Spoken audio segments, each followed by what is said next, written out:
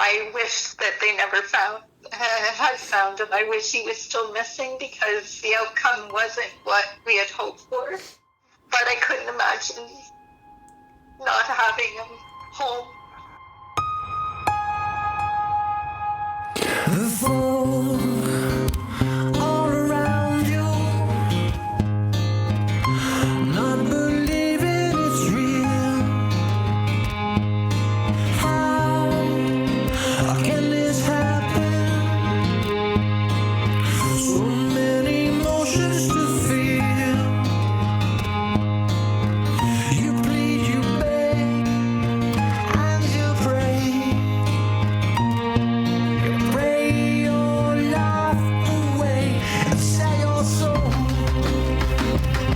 to the devil. For just one more day of love and intentions. Don't ease the pain. What do you know? Did you do it? It's all in my brain. Now time has passed without any answers. Eating away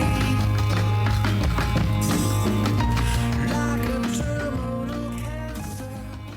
Welcome, listeners. We're Shedding Light.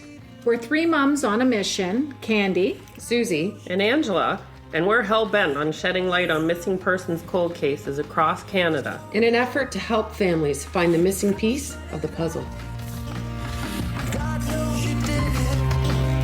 You know it's not right. Let's come together. It's called shedding light.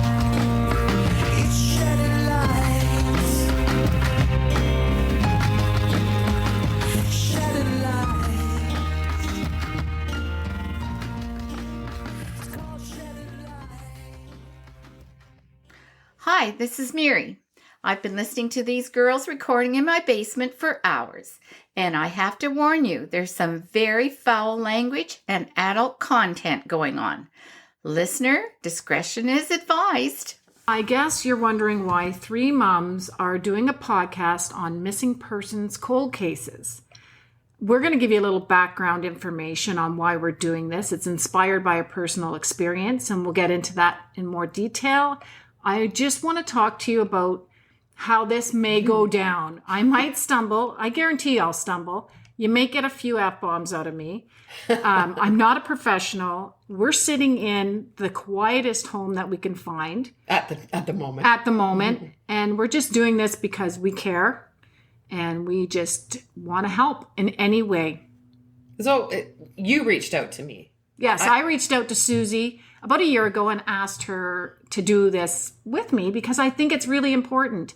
And because of a missing person experience, I think it's, something that we're born to do. Hit close to home. And I remember when you contacted me and mentioned doing a podcast, I thought, I can't do, what's a podcast? Yeah, you didn't know what a podcast What is a was. podcast?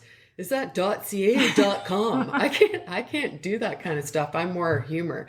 But then, the personal experience, which I'll explain to the listeners, backing it up again, three years ago. It was 2.5 years ago that Nolan went missing. I know, as I said it, I was like, and of course my big sister's going to correct me. I can't remember what I had for breakfast yesterday. I was, he went missing the same time our dad died, and it was just jumbled in my head. But yes, you're right, Angela. It was 2.5 years ago. Just checking your facts, sister. I got a text message from my sister, Angela, who says, Susie, did you know that Nolan was missing? And I was in the bathtub that morning. I always take my phone, and I said, what? And she said, Nolan's missing. Have you talked to Carla today? Carla's my best friend since childhood. I thought, I haven't heard from her. What are you talking about? So right away I text Carla, and I'm waiting. And the response is, Susie, yes, he's missing. I'm just going to police to report it. And my stomach dropped. I thought, what the fuck? Are you kidding me? And it just went on from there. 3 months of searching for him. looking for answers, pleading to the public. Well, you and Angela were very helpful to Carla with a website, correct? And we put a Facebook page together and we pleaded and begged the public to come forward with any information they had. We were sharing things widespread, and we had lots and lots of people sending us messages about mostly useless stuff, but little bits and bits came together. And we reached out to another area group called Please Bring Me Home. They're a group of volunteers that have been working together for quite a few years, and their main objective is to find closure for families of missing people. So they had a website set up, which we did not. They allowed us to use redirection into their website so that people could submit anonymous tips. And it was through one of those anonymous tips that was submitted to the police that Nolan was able to be located. And obviously not the answer we wanted. No. And maybe you can explain how this has impacted Carla and ourselves, and how we think it's very important to have this media platform to help find or maybe get one answer that can lead to any closure for these families. Well, I think the big thing is everybody needs to work together. And we've said this so many times. It's not who gets to the finish line first. It's about getting everybody to the finish line, because everybody's searching for answers. And it's not a competition. It's not a competition of who wins the race.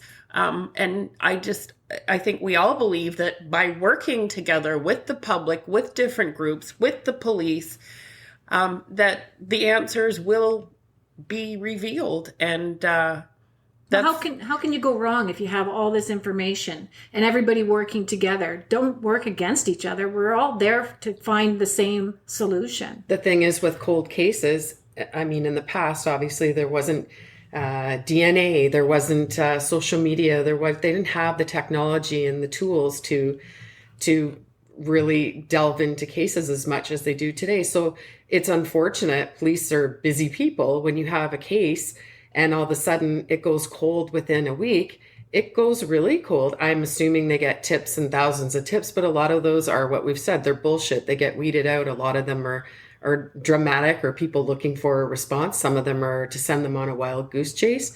And I mean, it wasn't up until I don't know how many years ago that police now have a software system that they can upload all of their tips so they can cross-reference if they have anything to do with other cases. But, you know, it's those families, Candy, that you said really hit home for you. Thinking of Carla, like imagine if she felt like nobody cared or nobody was still looking for Nolan after 2 months, that, oh, we just go on about our day. Have you found him yet? No. Imagine people after 20 years or 30 years and their family members are still gone. And the police that originally had that case have moved on. Somebody else has stepped in and things get lost. Tips go missing. And sometimes it's somebody sitting there that's already submitted that tip years ago. Maybe it didn't get looked at in the right fashion. Mm-hmm. Maybe it got missed. Maybe it got filed somewhere. Maybe they didn't give that tip and they're sitting on a piece of information that they feel isn't valid.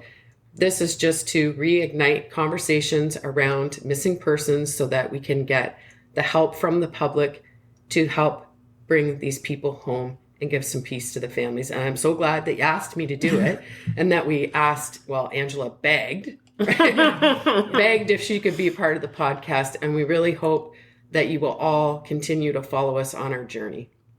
And understand that we're not going to solve it. We're not the police. We don't have what they have. We just want to maybe find where there's a location or anything like that. We're not out to get anybody arrested. That's not our job. So Angela's a bit of an armchair detective, so she's as close to a PI as you can get. Oh, yeah. We don't need the software because she keeps it all in her head. Makes me so jealous. It's a bit of an obsession with me. Yeah. But please bear with us because we're really, really new at this. And it can only get better, believe me. It should. If it doesn't, then you can comment, okay? You can critique, what is it? Critique us.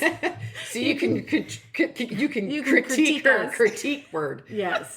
But we Later. should let you know that we are Amateurs. and we are going to be speaking with our dear friend Carla. So please sit back and we hope you enjoy our podcast.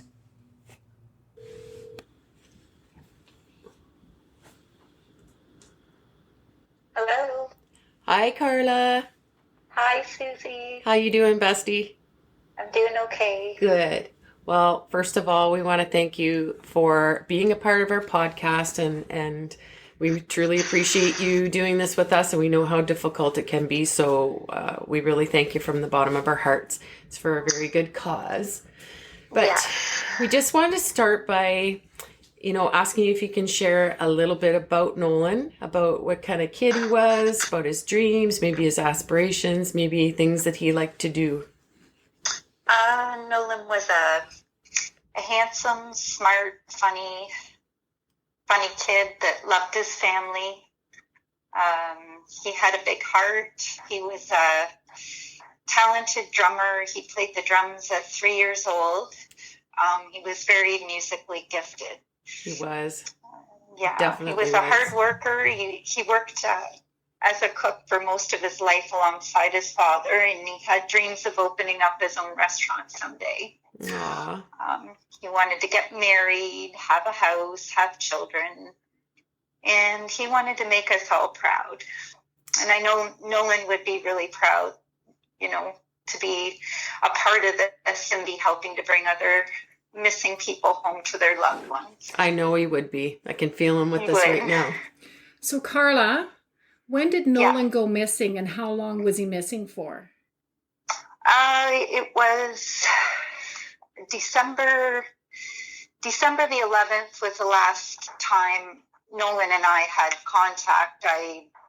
I sent him a message through Facebook, and I know that he saw the message because his picture was there. And the last thing I actually said to him was that I loved him. So I know he saw that. And he was living with his grandfather, which is just 2 streets over from us. Right. And he left the morning of the 12th. And that was the last time anybody had seen him. So how long was he missing for, Carla?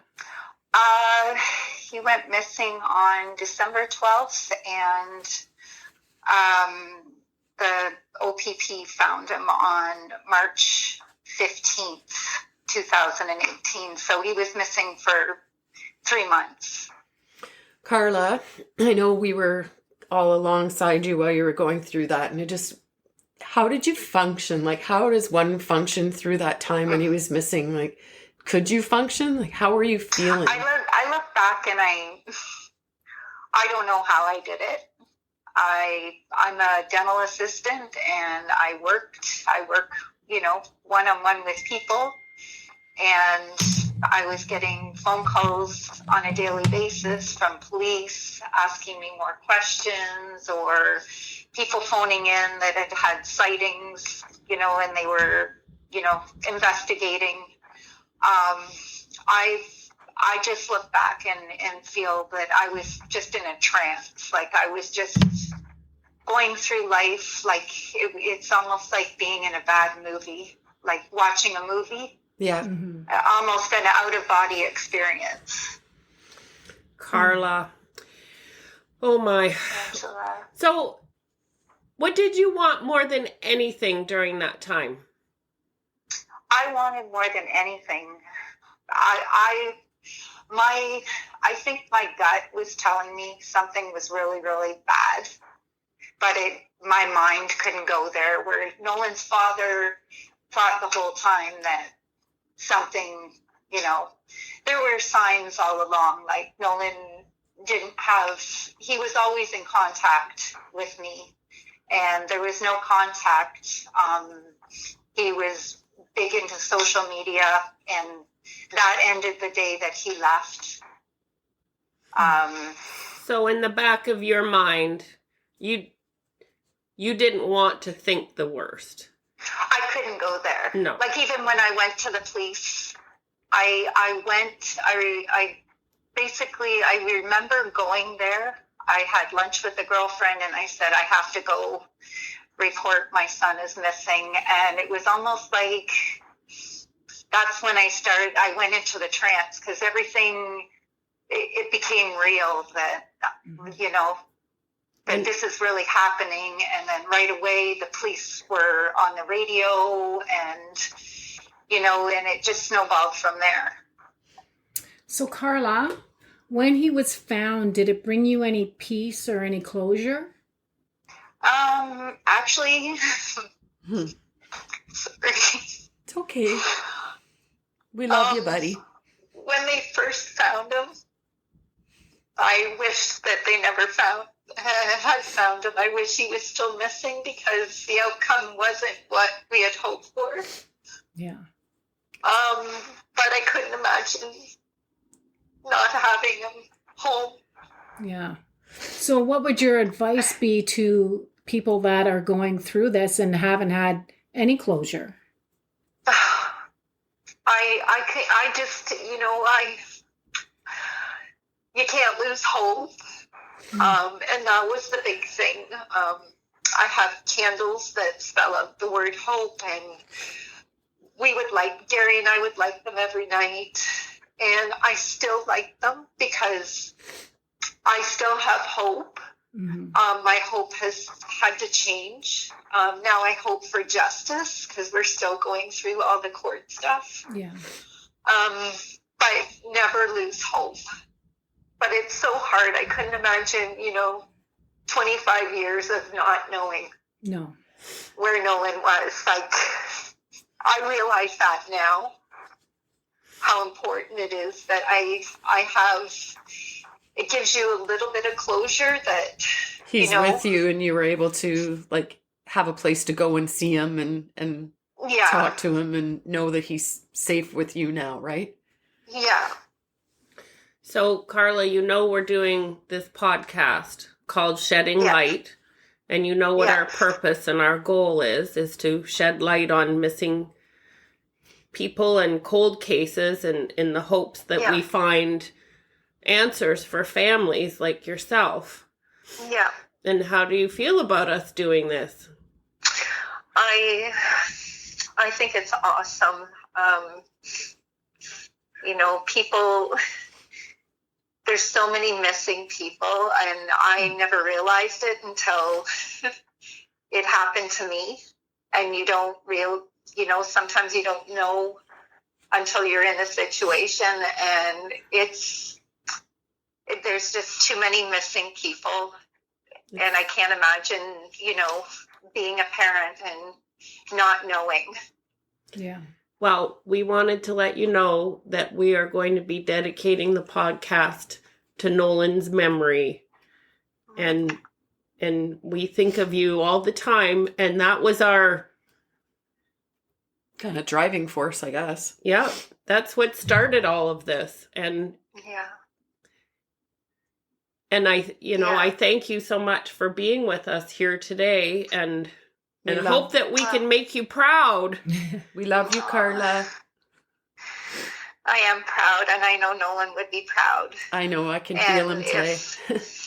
You know, it's a positive thing. It's such a bad thing to go through, but it's nice if I can help in any way. And you have. I would like to, if Well- this helps anyone. And what has really helped me, Nolan, as you know, was murdered, and my best help for me is my friend Donna, who her son was also murdered. Mm-hmm. So I don't know if there's any group. I would imagine there's groups, because there's so many missing people. If someone, you know, could get involved in a group, or even a single person. I'm not a group person, but I was fortunate enough to meet Donna, and it's really helped me, because nobody can understand until you're in it. You just need a buddy You can system, try and right? explain it to people, but No. you're in it alone. Yeah. You know, you have people supporting you, but it's very lonely to go through. No, nobody understands it. Nobody can claim that they understand because it. Unless they've been through it. Yep. Yeah. Well, Yeah. Carla, we thank you for your time, honey, and we love you very You're much. very You know we welcome. do, and we And love I you, love you Nolan. guys, and I'm so proud of everything you're trying to do to help. Well, And if everybody, you know, and it's just with Nolan too, the investigation is still open, and it might be the littlest thing, That's right. but it could help to bring someone home. That's right. yeah. And that's our wish and our hope and our prayer.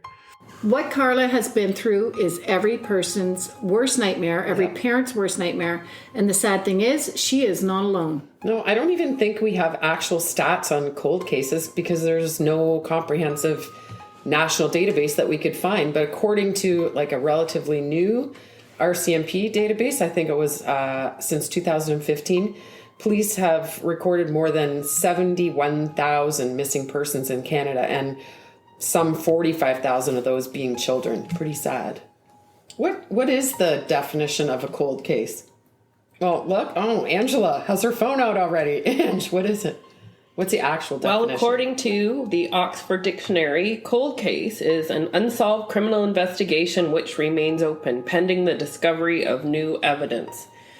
So it doesn't mean to say that it isn't an active and open investigation. It's an unsolved investigation. Right. And we want the listeners, to realize that we don't expect this podcast to result in a happy ending for anyone. No, as long as someone's missing, there's always a glimmer of hope. But there's also that deep sense of yearning for answers. Well, it's a really, like, think back to what Carla said. She was in a trance, and it really is just a state of limbo between hope and grief. So I think with closure, it gives the family an opportunity to grieve and maybe have a place to go and mourn and a celebration of life for the child. They know that there's not going to be a knock on the door. Yep. They have an answer. There's a period at the end of the sentence, like you had said earlier to me, right? Yep. The older the case, the colder the case. Right. So, yeah, like years go by, and the more years that go by, the fewer leads that come in. And unfortunately, if it's not your child, your life goes on, right? Like you go to work every day, it might crop up in a conversation, but as years pass, do you think about particular cases every single day if they're not your family? Probably not. And it's sad. We don't want those loved ones to be forgotten. And unfortunately, the families, you know, are the ones that are left behind having to deal with it every single day, right? Well, they have to wake up every morning and start their day off with that person missing, and then go to bed at night with the same, that person's missing. Right. Like it's a never ending story. Ending. Yeah. And eventually that case, that person gets forgotten.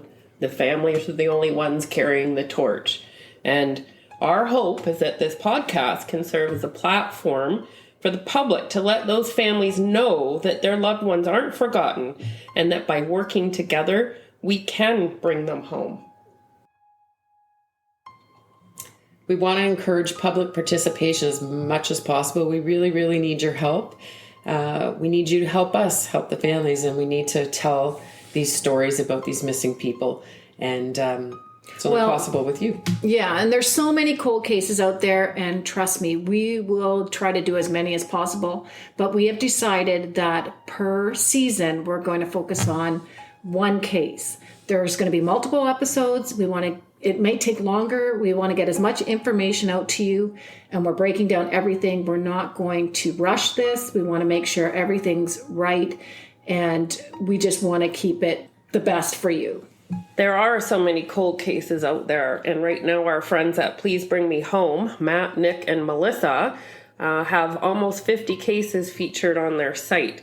And we've mentioned these guys before at Please Bring Me Home. Their goal is to find the missing, bring them home to their family and friends. And originally, they started with just a few cases. And back in 2019, they were featured on a W5 episode on CTV. And after that, they had a huge influx of people getting in touch with them to help them find their missing loved ones.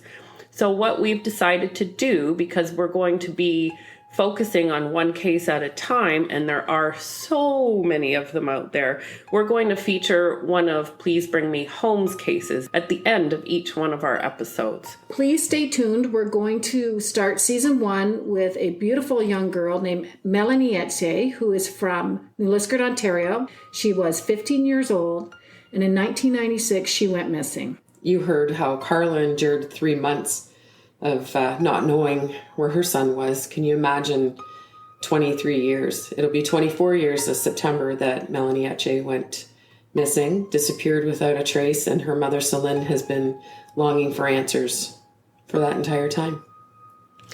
So please, if you have anything you'd like to share with us, whether it's a story you've heard, something that you've submitted in the past, share it with us. We have lots of ways for you to contact us. Our email address is sheddinglightpodcast@gmail.com. Our website address is www.sheddinglightpodcast.ca. And we also have a phone number which you can call or text, 437-374-3030. Please join us for Season 1, The Disappearance of Melanie Etier.